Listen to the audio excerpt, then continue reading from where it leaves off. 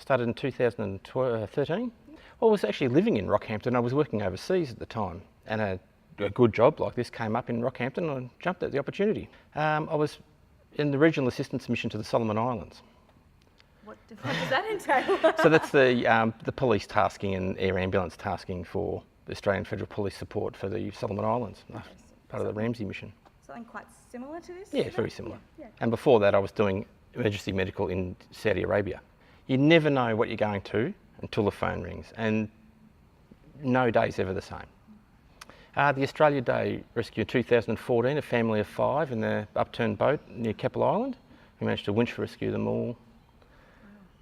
And there's another winch rescue of a woman who fell down the cliff at Virgin Rock in Springshaw and was hanging onto a couple of trees growing out of the rock wall. Yeah. When I first came to the organisation, I was very surprised about the amount of community support and engagement that we have. It was having worked in other ambulance systems where it's all funded by the government, you don't have that kind of community support, and I was really surprised how extensive it is.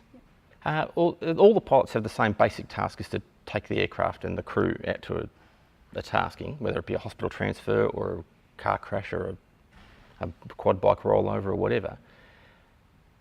My other job as the senior pilot is I'm ultimately responsible for any operational decisions that be made on it as a group.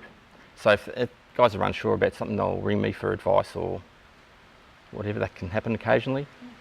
Or if they want a policy document, is this helipad suitable for regular use? That sort of thing.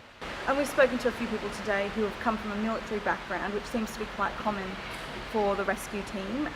Do you think it's something that really ultimately prepares them well for this sort of field? It certainly is. It's probably the only workplace where the skill sets are very similar, just about exactly the same.